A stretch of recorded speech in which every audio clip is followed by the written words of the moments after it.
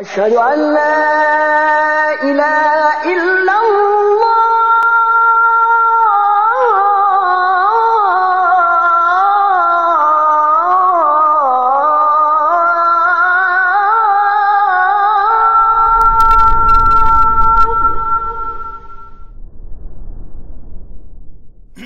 Assalamualaikum warahmatullahi wabarakatuh. Innal hamdalillah nahmaduhu wa nasta'inuhu wa nastaghfiruh wa na'udzu billahi min shururi anfusina wa sayyiati a'malina may yahdihillahu fala mudilla lahu wa may yudlil fala hadiya lahu. Jazakallahu khairan. Asyhadu an la ilaha illallah wahdahu la syarika lahu وأشهد أن محمدا عبده ورسوله لا نبي بعده. قال الله تعالى: يا أيها الناس اتقوا ربكم الذي خلقكم من نفس واحدة وخلق منها زوجها وبث منهما رجالا كثيرا ونساء واتقوا الله الذي تساءلون به والأرحام إن الله كان عليكم رقيبا. وقال: يا أيها الذين آمنوا اتقوا الله حق تقاته ولا تموتن إلا وأنتم مسلمون. فإن أصدق الحديث كتاب الله وخير الهدي هدي محمد صلى الله عليه وسلم وشر الأمور محدثاتها وكل محدثة بدعة وكل بدعة ضلالة وكل ضلالة في النار. Jemaah sekalian rahimani wa rahimakumullah, melanjutkan kajian kita terhadap syarah kitab Tauhid karya Al-Ustaz Firanda Andirja hafizallah ta'ala. Masih di bab ke-3 dari kitab At-Tauhid, dan kita menuju dalil ketiga dari bab ketiga tentang apa yang Rasulullah SAW khawatirkan atas kita. Kita bacakan terlebih dahulu hadis tersebut. Diriwayatkan dalam suatu hadis bahwa Rasulullah sallallahu alaihi wasallam bersabda, "Akhwafu ma akhafu alaikum asyirkul asghar." Sesuatu yang paling aku khawatirkan atas kalian adalah syirik kecil. Syirik kecil. Kemudian beliau ditanya tentang itu dan beliau pun menjawab, ar-riya, syirik kecil tersebut adalah riya.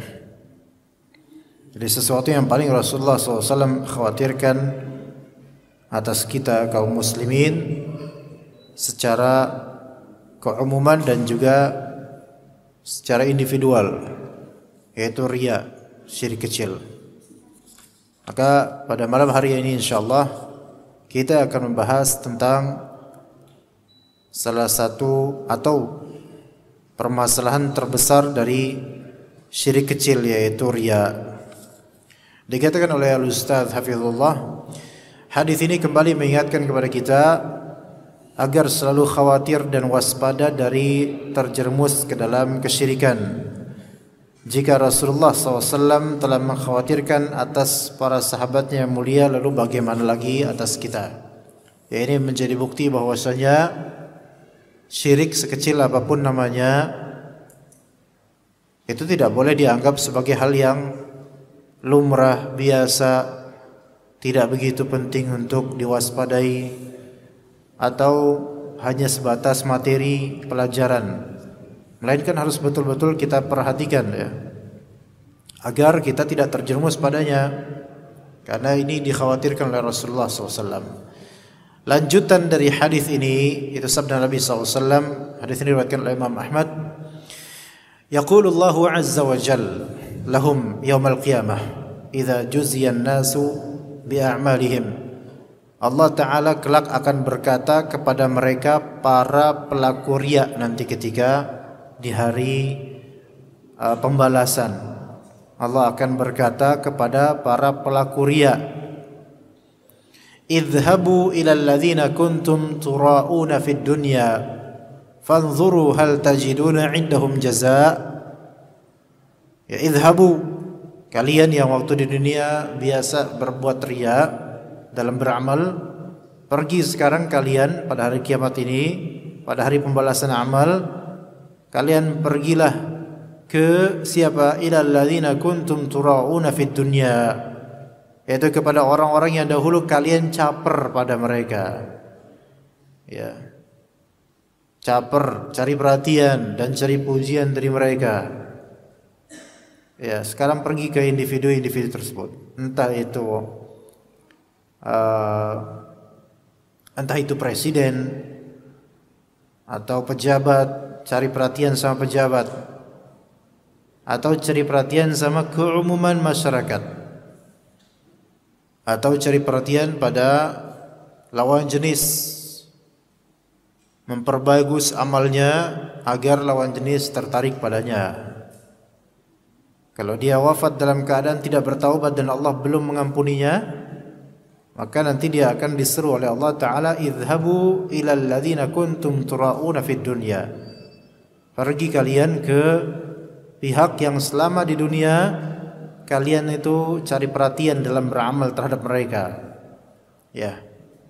Fanzuru hal tajiduna indahum jazaa, maka coba cari mereka, kalau ketemu terus lihat apakah kalian akan mendapatkan ganjaran untuk kalian dari mereka dalam beramal. Mana ganjaran dari mereka di akhirat? Apakah mereka memberikan pahala? Apakah tiket surga ada pada tangan mereka? Tidak ada. Tidak akan ketemu apapun dari diri mereka kecuali apa?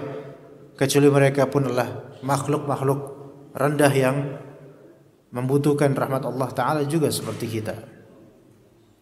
Maka waspada jika kita menuntut ilmu agama itu hanya untuk apa? Hanya untuk meningkatkan pamor martabat belaka di mata manusia.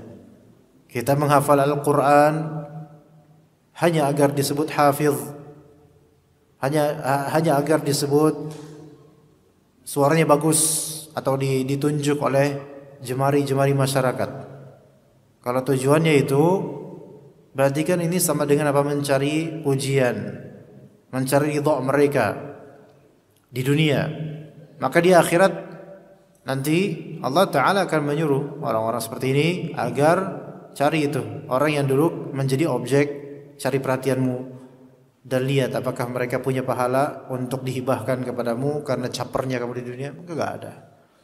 Mereka enggak punya apa-apa, enggak ada ganjaran dari mereka. Maka siapapun kalau misalnya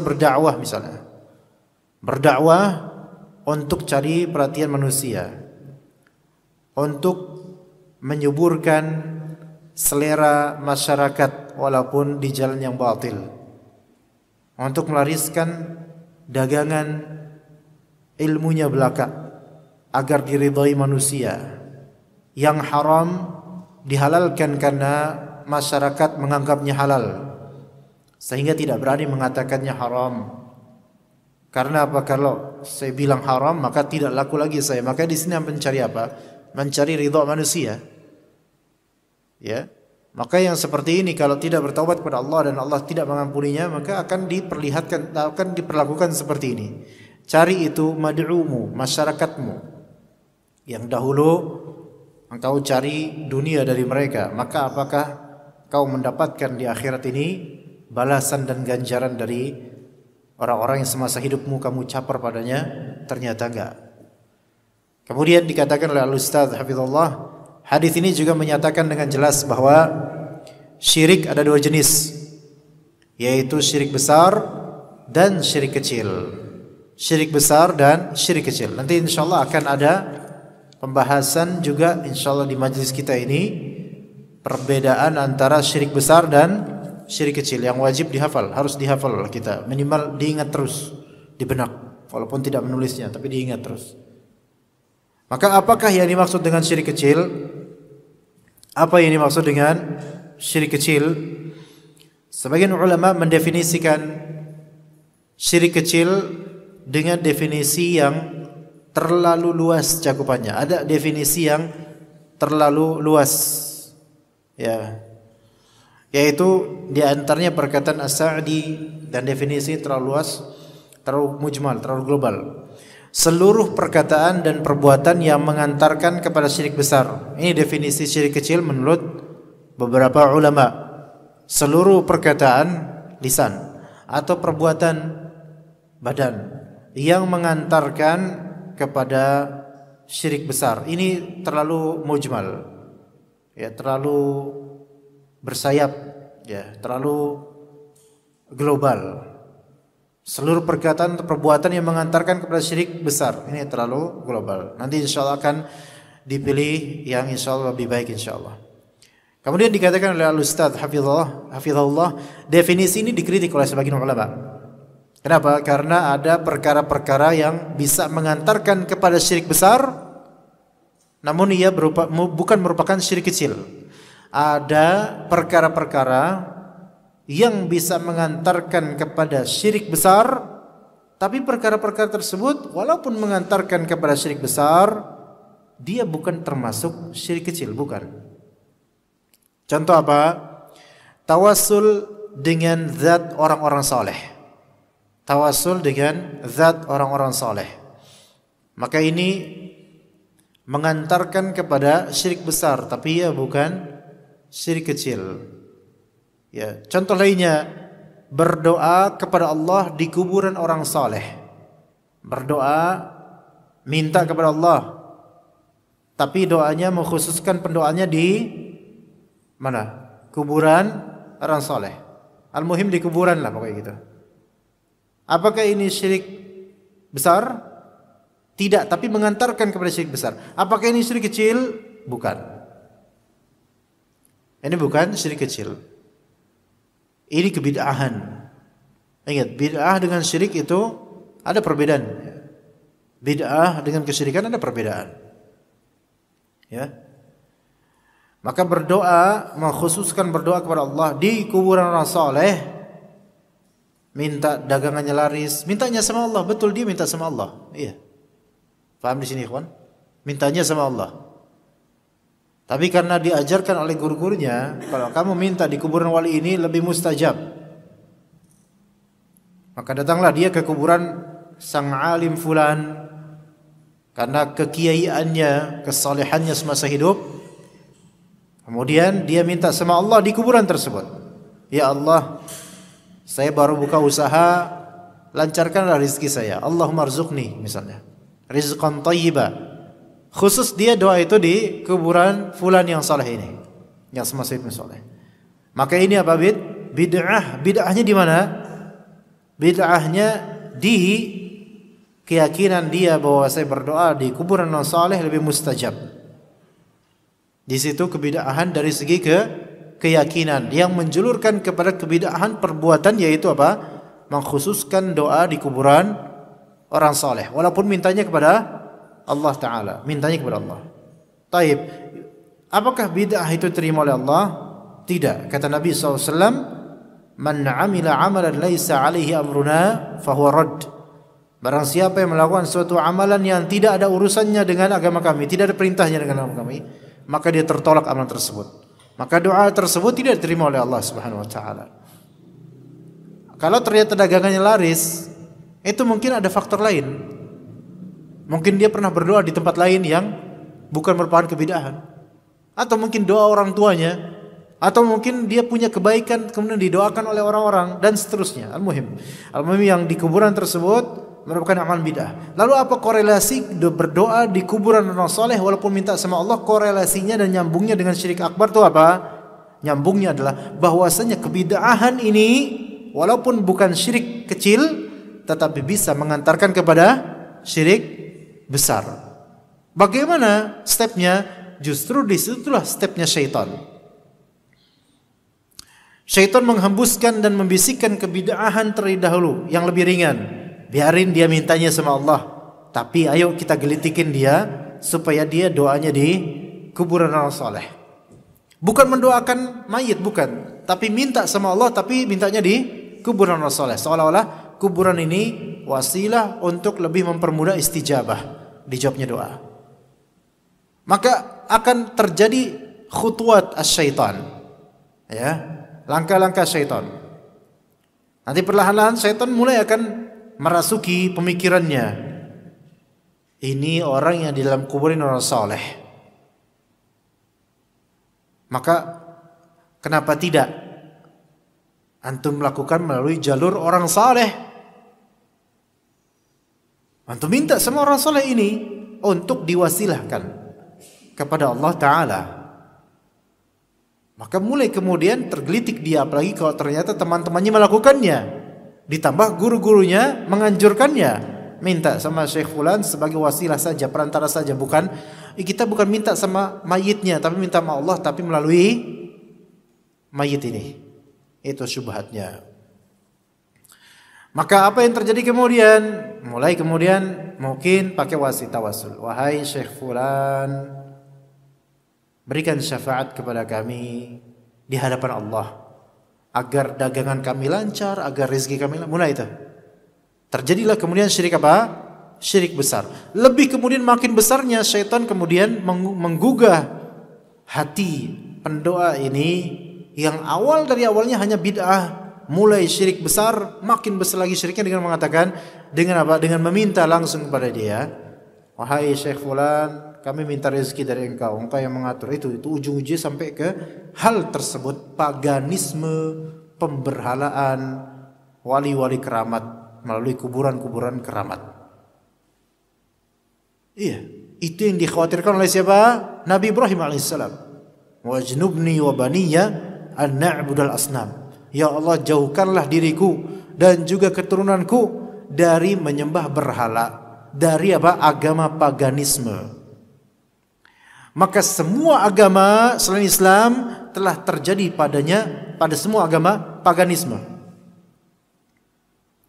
Nasrani, Kristen itu agama paganisme sekarang. Buktinya mereka menyembah siapa? Jesus, patung. Di kalangan Bani Israel, Yahudi pernah terjadi juga paganisme, menyembah apa? Anak sapi. Islam yang murni sampai sekarang. Dari zaman Nabi Ibrahim, dari zaman Nabi Nuh, dari zaman Nabi Adam, agama Allah Ta'ala murni tanpa adanya pembolehan paganisme sama sekali. Tapi syaitan berusaha agar bagaimana seseorang bertawakal kepada selain Allah dan menyembah selain Allah, terjadi paganisme dalam agamanya. Karena cuma Islam yang belum tergerogoti, ya, tapi tetap syaitan berusaha. Ya, begitu ya cuma sekalian. Jadi mengantarkan kepada apa? Syirik besar. Walaupun asalnya dia asalnya dia adalah kebid'ahan dan bukan syirik kecil. Maka tafsiran syirik kecil dengan sebutan seluruh perkataan dan perbuatan yang mengantarkan kepada syirik besar ini kurang tepat. Contoh lain, pengkultusan kepada orang-orang saleh selama tidak sampai pada derajat ibadah. Sikap ghulu kepada orang saleh. Pengkultusan, ghulu terhadap orang saleh, menganggap semua perkataannya benar.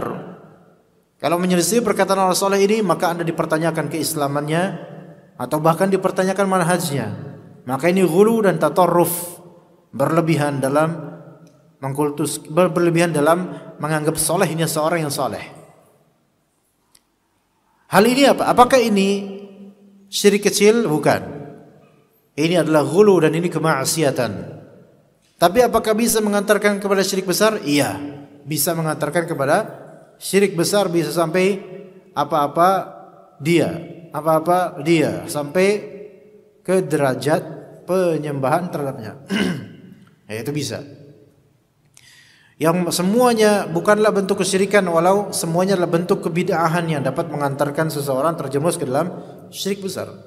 Maka yang mengantarkan seseorang ke dalam syirik besar itu enggak mesti syirik kecil. Kadang-kadang kebid'ahan atau kemaksiatan itu bisa mengantarkan kepada syirik besar. Iya, bisa mengantarkan kepada syirik besar. Contoh kemaksiatan apa? Ghulu dalam beragama. Bahkan ghulu, sikap berlebihan bukan dalam beragama, bisa mengantarkan pada syirik besar. Bukan dalam masalah agama, bahkan masalah dunia semata. Yaitu misalnya dia menyukai pemain sepak bola, ya, tadi pemainnya terbaik, number one di dunia ini, sampai mengatakan Fulan, he is a god, God, dewa. Syirik besar bukan ini? Syirik besar. Iya, syirik besar. Atau kalimat-kalimat yang diremehkan oleh sebagian dari kita, yang mengantarkan pada syirik besar. Contohnya dia itu pinter main bolanya dan kepintarnya tingkat dewa.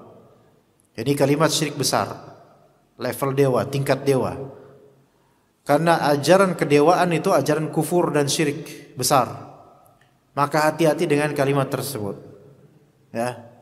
Wah, keren nih tingkat dewa nih. Enggak. Haram mengatakan seperti itu dan hati-hati, harus hati-hati. Ya. Enggak ada dewa-dewaan dalam Islam, enggak ada dewa. Ya, hanya Allah Ta'ala, Tuhan semesta alam. Sebagian ulama menyebutkan definisi lainnya yang lebih mengikat, yaitu syirik kecil adalah semua perkara yang disebut oleh nas-nas syariat sebagai syirik, tetapi ada dalil yang menunjukkan bahwa pelakunya tidak keluar dari Islam. Itu definisinya singkatnya. Jadi semua perkara yang disebutkan dalam dalil sebagai syirik, tetapi ada dalil yang menunjukkan tidak keluar pelakunya dari Islam, tidak keluarnya pelakunya dari Islam. Jadi syirik kecil adalah segala perkara yang disebutkan dalam dalil sebagai syirik. Perkara ini syirik, tapi ada dalil lain yang menunjukkan bahwasanya pelaku syirik ini, syirik versi ini tidak keluar dari Islam. Gitu. Ya, pelaku syirik ini tidak keluar dari Islam. Pak, dikatakan oleh Syekh, dikatakan oleh Al-Ustaz Hafizullah, definisi ini hanya membatasi syirik kecil pada contoh-contoh yang datang dalam dalil-dalil seperti riya. Riya tidak mengeluarkan pelakunya dari Islam. Bersumpah dengan nama selain Allah juga tidak, insyaallah. Umumnya tidak mengeluarkan pelakunya dari Islam. Tatayyur, syirik kecil. Tatayyur itu menganggap nasib sial melalui wasilah yang tidak bisa menjadi wasilah. Ya, menggantungkan nasib sial pada suatu hal yang tidak mungkin menjadi perantara nasib sial atau penyebab nasib sial. Contoh melihat burung gagak, maka tanda-tanda ada kematian. Contoh kalau misalnya hujan tapi matahari masih terang, ada yang mati nih, itu juga merupakan tatayyur. Contoh kalau nunjuk kuburan, pamalis ya, tatayyur. Anak gadis duduk di pintu rumah, jodohnya seret, tatayyur. Iya. Nggak pakai masker, kemudian bakal disidak sama Satpol PP. Ini tatayyur bukan? Ini kenyataan. Ini bukan tatayyur. Ini kenyataan. Baik, memakai jimat. Memakai jimat tapi meyakini jimat ini hanyalah wasilah dan hakikatnya Allah lah yang menguasai segalanya. Ini merupakan apa? Syirik kecil. Syirik kecil. Tapi kalau memakai jimat dan dia menganggap bahwa jimat tersebut memiliki kuasa tersendiri tanpa kuasa Allah, maka ini syirik akbar. Jadi memakai jimat itu ada rinciannya, kon. Ya, tergantung dengan bagaimana akidah dia tentang jimat tersebut. Kalau dia menganggap bahwa jimat ini memiliki pengaruh secara zat, ya, tanpa kehendak Allah, maka ini jelas ini kufur.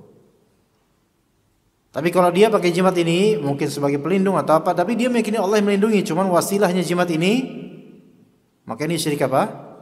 Syirik kecil. Begitu.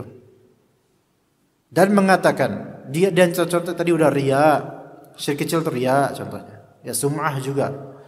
Kemudian bersumpah dengan nama selain Allah, bahkan bersumpah dengan nama Nabi, enggak boleh. Ya. Ini kadang-kadang kita nih, masyarakat kita nih. Demi Allah, demi Rasulullah, enggak. Antum bilang demi Allah benar, tapi demi Rasulullah tidak benar. Wah, kok enggak benar? Antum enggak suka ya dengan Rasulullah, bukan masalah itu, dilarang memang.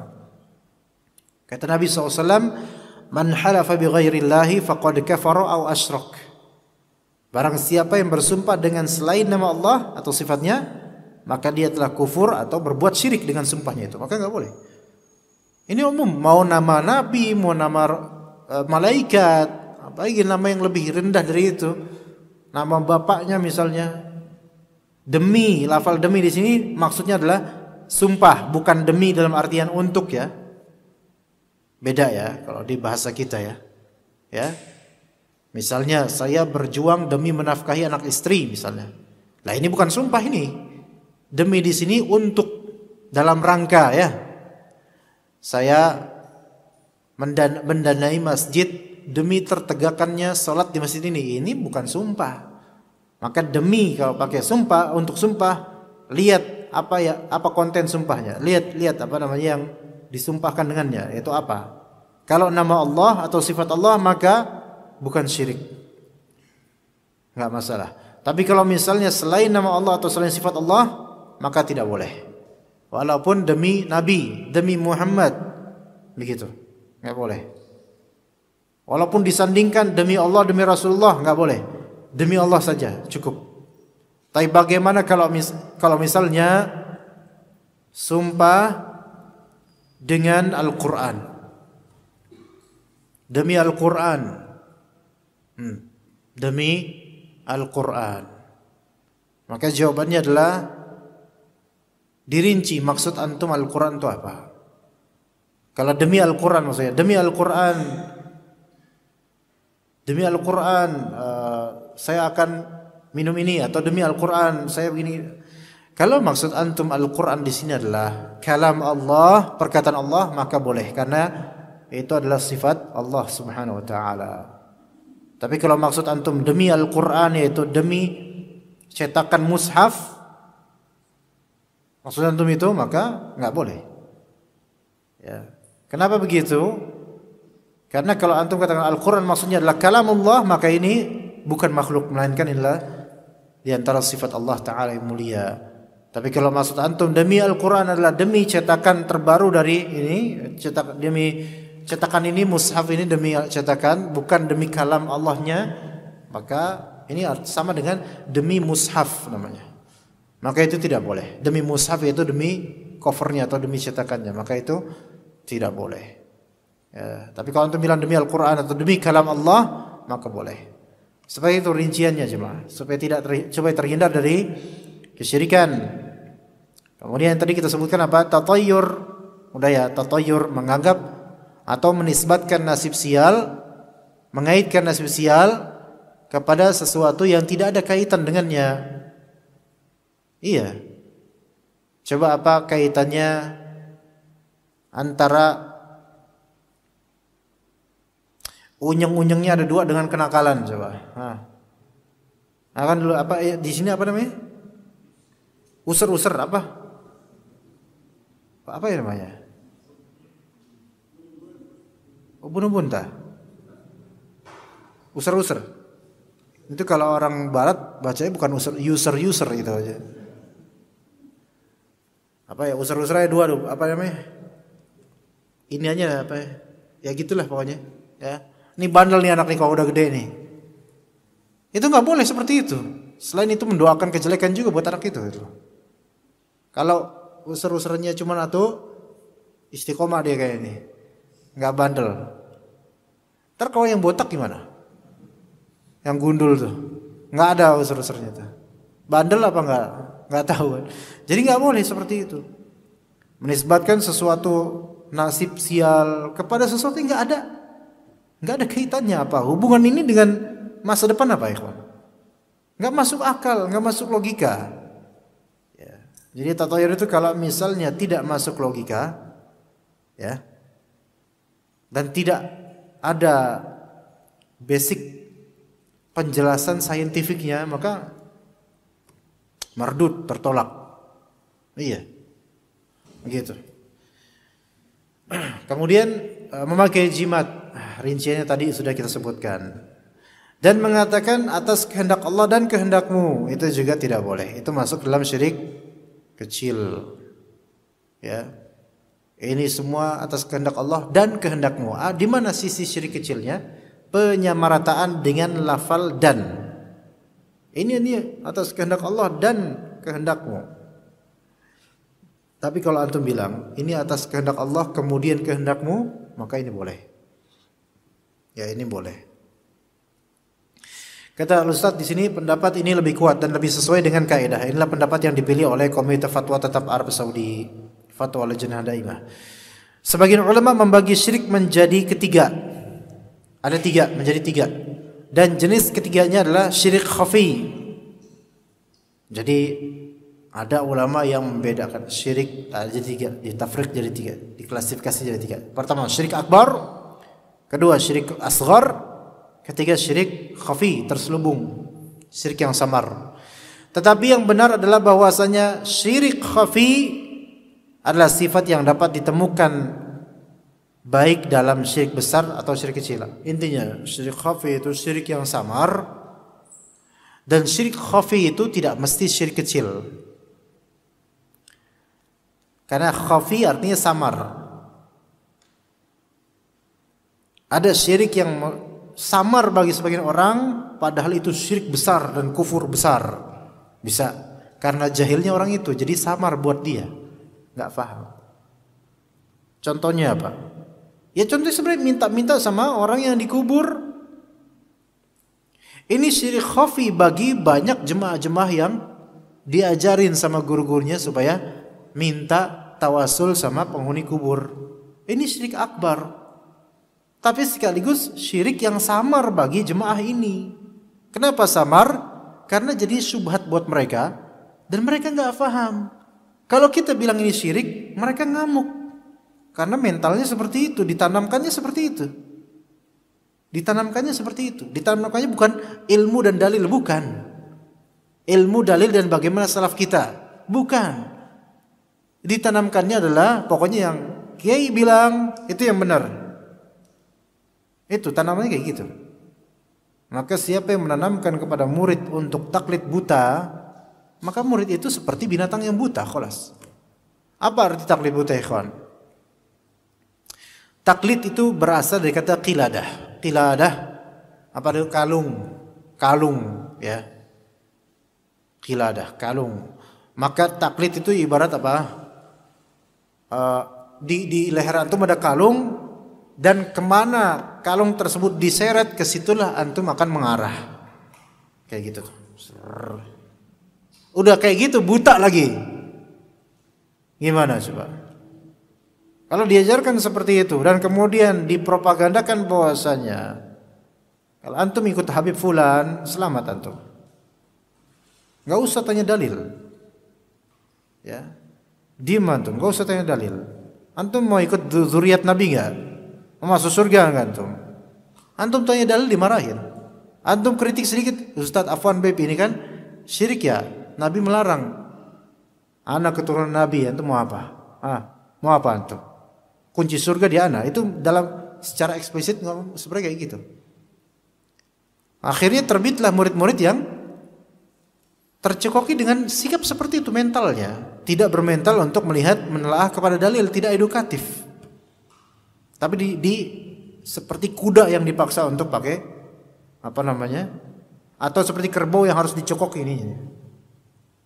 Nggak bisa enggak, ya, mau ikut pokoknya. Walaupun nggak ngerti mau kemana.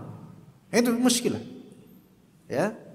Jadi menjadi apa? Syirik yang sebenarnya itu jelas bagi keumuman manusia karena ada dalil, jelas ada dalilnya. Tapi bagi mereka apa? Khafi, samar, padahal mungkin mereka lebih banyak pakai peci dibandingkan kita. Lebih banyak memakai pakaian busana muslim dan lebih kelihatan saleh, tetapi dari segi ilmu karena tidak mengacu pada dalil, melainkan opini dari guru-guru saja dan itu menyesatkan, akhirnya mereka seperti itu jadinya. Makanya ikhwas sekalian, tidak masalah bertanya kepada dai atau siapa, Ustadz Afan, dalilnya apa? Enggak masalah. Ustadznya jangan marah. Nah, kalau ustadznya lupa dalilnya, bilang, afwan ana tidak ingat dalilnya, tapi ana pernah dengar dalil itu. Udah, dan antum jangan suudzon juga sama ustadz itu. Oh, berarti ada dalilnya nih insyaallah.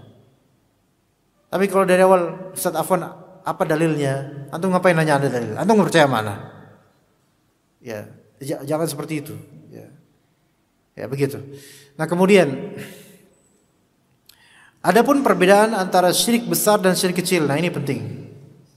Walaupun sudah pernah dibahas di kajian ini insyaallah, tapi kita terus mengulangi agar terperbaharui ilmu kita dan segar jadi ilmunya. Perbedaan antara syirik besar dan syirik kecil. Pertama, syirik besar menghapuskan seluruh amalan. Bahaya banget ini. Kalimat Allah Ta'ala, la in asyrakta la yahbatanna amaluk.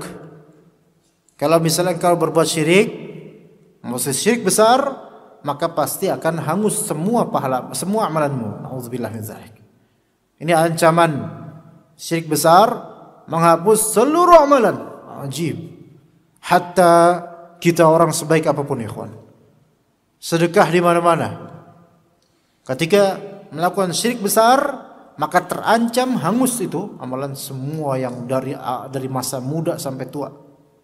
Gara-gara apa? Syirik besar. Maka hati-hati. Ya. Sedang syirik kecil hanya menghapuskan amalan yang dicemari oleh syirik kecil ini saja. Jadi single amalan itu saja yang akan dihancurkan pahalanya gara-gara syirik kecil. Ini bedanya. Ya begitu. Itu yang pertama ya. Syirik besar menghapuskan seluruh amalan. Walaupun amalan yang dihapuskan gak ada kaitannya sama syirik besar ini. Kasihan ini orang. Nauzubillah min dzalik. Makanya hati-hati dengan minta-minta sama wali-wali di kubur keramat.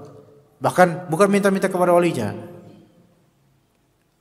Kalau dipropagandakan kepada kita bahwasanya dengan berkunjung ke kuburan tertentu doa itu akan makin mujarab, ini adalah khutuwat asyaiton, langkah-langkah syaitan, supaya nanti ujung-ujungnya step by step kita akan menganggap bahwasanya wali ini bisa menjawab doa kita. Beneran deh. Itu trik, jemaah. Itu trik. Jangan mau terperdaya. Udah ngaji seperti ini masih kayak gitu juga. Karena kita lepas tanggung jawab di akhirat nanti kalau ditanya, kenapa kok mengikuti hal-hal seperti itu? Udah dikasih tahu. Kemudian yang kedua, syirik akbar mengakibatkan pelakunya kekal di dalam neraka. Nauzubillah min dzalik. Dan ini yang terburuknya. Ya. Mengakibatkan pelakunya kekal di neraka gara-gara syirik akbar, terancam dia. Kekal di neraka, ikhwan. Selama-lamanya, karena apa? Karena yang C nanti keluar dari Islam. Dan sedangkan syirik kecil tidak sampai demikian. Ini masih global, tidak sampai demikian. Ya, tidak kekal di neraka, tapi tetap berpotensi masuk neraka. Na'udzubillah min dzalik. Sering-sering istighfar dan taubat pada Allah dari syirik kecil. Karena ini bisa menjangkiti semua dari kita tanpa kecuali. Ya, kalau tidak Allah ampuni, masuk neraka ya. Gara-gara syirik kecil. Walaupun memang tidak selama-lamanya, tapi siapa yang betah 2 detik di neraka, 2 detik di neraka itu melupakan segala kenikmatan dunia sama sekali. Dan 2 detiknya di neraka itu enggak sama dengan 2 detiknya di dunia. Akhirnya lupa seolah-olah tidak pernah dapat kenikmatan dunia. Mau sekaya apapun kita, beberapa detik di neraka itu menghanguskan memori segala kenikmatan dunia. Yang C, ketiga, syirik akbar menjadikan pelakunya keluar dari Islam. Keluar dari Islam walaupun KTP-nya Islam. Tapi kalau misalnya dia melakukan syirik besar, terancam dia sebagai orang yang keluar dari Islam. Lalu bagaimana cara kembalinya? Ya masuk Islam dengan cara taubat. Bertaubat dari syirik besar tersebut. Makanya info-info tentang syirik besar ini bukan info yang boleh diremehkan. Enggak boleh meremehkan syirik besar. Sedang syirik kecil tidak menyebabkan keluar dari Islam, tetap muslim. Ya walaupun orang ini hobinya riya, hobinya pamer, semua amalannya harus diselfiekan. Ya, maka ini terindikasi menuju syirik kecil, riya. Ya, tetapi dia muslim, dia punya punya harga diri, punya status keislaman dia. Maka wajib kita hormati dia sebagai seorang muslim, tapi kita nasihati dia agar tidak melakukan hal-hal seperti itu. Baik, azan dulu, nanti insyaallah kita lanjutkan habis pada azan insyaallah. Baik, kita lanjutkan tentang riya. Riya artinya beramal saleh dengan niatan agar dilihat orang lain. Maksudnya dilihat di sini tujuan endingnya adalah dapat pujian. Baik pujian dengan lisan maupun minimal dilihat sama orang, supaya dilihat sama orang, bukan untuk supaya diikuti tapi dilihat. Walaupun gak dipuji nantinya, tapi telah terhasilkan sikap riya karena dia pengen dilihat. Dan riya terbagi menjadi dua. Riya ada dua macam. Macam pertama yaitu riya versi munafik, versi orang munafik. Riya versi orang munafik. Yang kedua riya versi muslim yang bertauhid. Ini ditinjau dari segi pelakunya. Riya ada dua macam, yaitu riya versi munafik dan riya versi muwahhid, ahli tauhid, tapi riya gitu loh. Orang muslim yang bertauhid. Riya versi munafik yaitu riya yang berkaitan dengan pokok agama. Riya yang berkaitan dengan asal agama, usuluddin. Yaitu mereka hanya berislam dan beriman di hadapan manusia, tapi di batin mereka ingkar dan kufur. Ya, ini riya versi orang munafik. Musailam al-Kadzab, Abdullah bin Ubay bin Salul, dan semisalnya. Dan sebagian dari orang-orang liberal, mereka riya. Gembong-gembong liberal itu mereka riya dalam berislam. Mereka menampakkan identitas Islam. Dan mereka ingin mengadakan reformasi Islam. Ini persis seperti yang Allah Ta'ala beritakan di awal Al-Baqarah. Ya. La tufsidu fil ard, kata kita. Jangan membuat kerusakan di muka bumi dengan mengacak-ngacak agama Allah. Apa kata mereka? Innama nahnu muslihun. Kami adalah orang yang memperbaiki, mereformasi, memperbaharui Islam dengan pemikiran modernis. Ya, mereka itu ala innahum humul mufsidun. Mereka itu orang-orang yang merusak. Dan mereka menunggangi Islam, mengatasnamakan Islam dengan riaknya mereka. Padahal dalam kalbu mereka anti dengan Islam, benci dengan Islam. Begitu. Ya, masuk Islam cuman buat selamat dari kasus. Tapi di beberapa hal justru menyerang Islam, menyerang akidah Islam, menyerang amalan-amalan Islam. Maka sebenarnya ini maunya apa?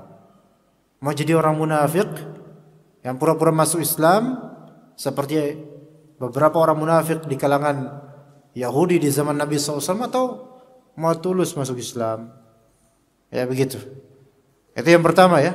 Yang kedua, riya versi muslim yang bertauhid.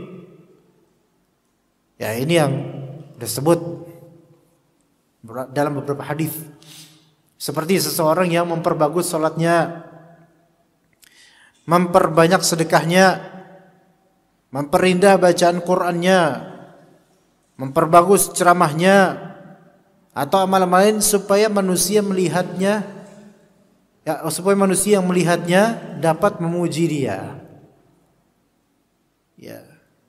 Kalau memperbagus salat murni supaya murni lillahi ta'ala, dan semoga dicontoh juga oleh orang-orang karena bagus salatnya, memperbanyak sedekah supaya ditiru oleh orang-orang sebagai sunnah dan kebiasaan, sebagaimana di hadis Nabi SAW, seseorang mulai sedekah yang lain pada ikutan. Kalau tujuannya supaya diikuti dan semakin banyak pahala dan supaya menjadi sunnah hasanah, maka itu boleh.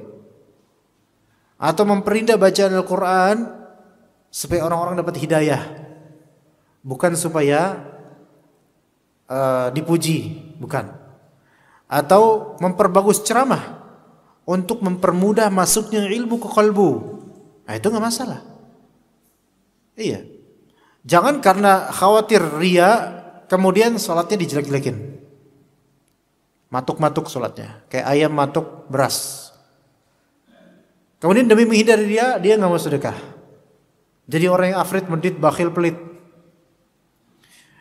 Kemudian supaya enggak dipuji, supaya ini dia menjelekkan bacaannya, sengaja disalah-salahin tajwidnya, malah menimbulkan fitnah. Kemudian supaya menghindari dia jelekin khutbahnya atau ceramahnya, disalah-salahin.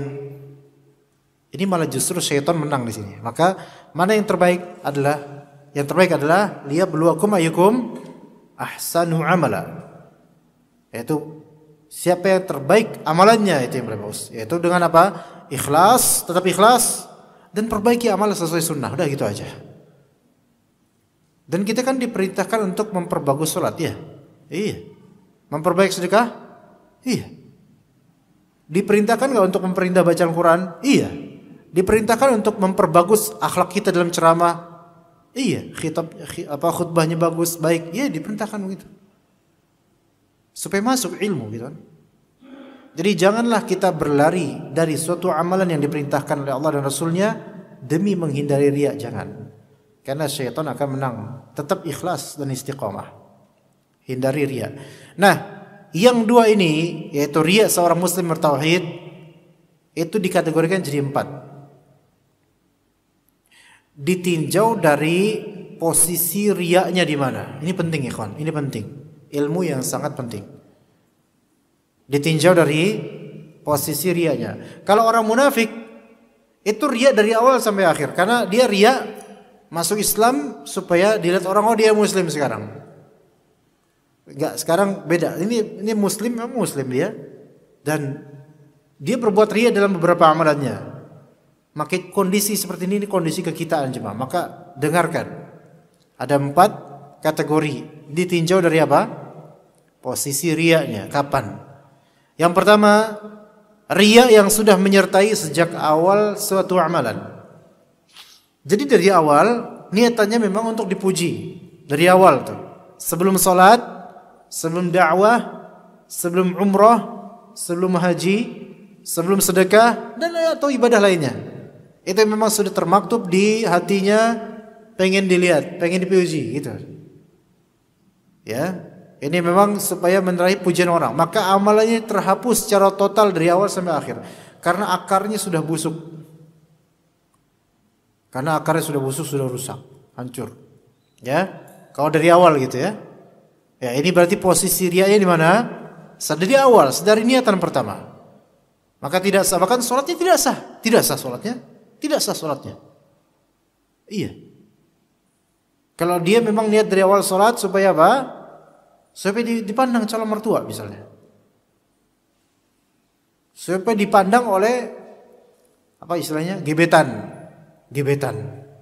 Ya. Wah, ikhwan ini masya Allah ya, dia anak soleh ya, masya Allah, jenggotnya masya Allah, bener-bener deh gemesin gitu kata gebetannya. Ya, wah makin senang dia dipuji kayak gitu. Kemudian selfie, kemudian apa? Kamu lagi ngapain mas? Afwan lagi rakaat kedua kata dia. Afwan jangan ganggu ana. Taib. Kalau kayak gitu niatannya buat dipuji, maka dipuji dari awal, dari niatan pertama, maka dosa dapatnya.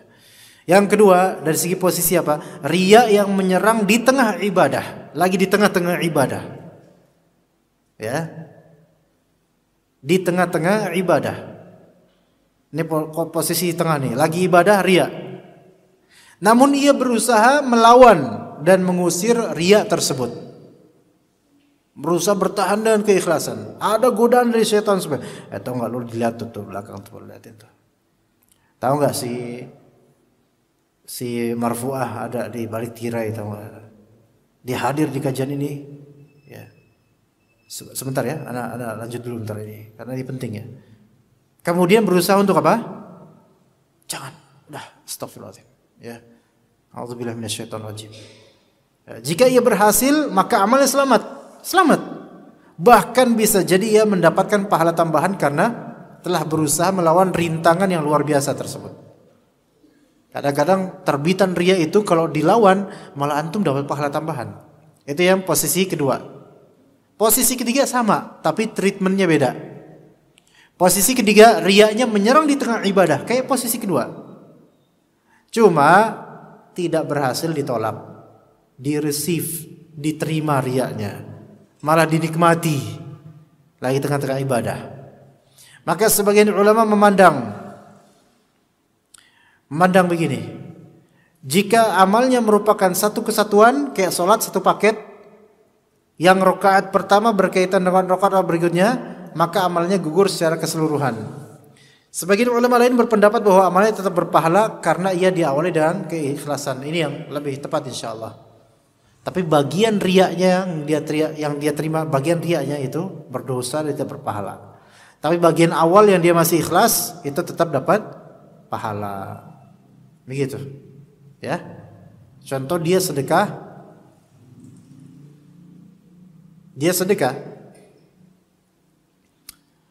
Masukin ke kotak infak masjid ya, yang biasa digeret pas Jumatan tuh. Ya kan? Dia udah ikhlas pengen infak buat masjid pas Jumatan 100.000. Ya, 100.000. Tapi dia 50.000-an dua. Kalau dilipat dua-duanya barengan, nggak masuk nih, sempit banget nih, ini masjid nih, kotak amal sempit nih, biar mungkin irit mungkin orang infaknya. Satu-satu berarti ini harus.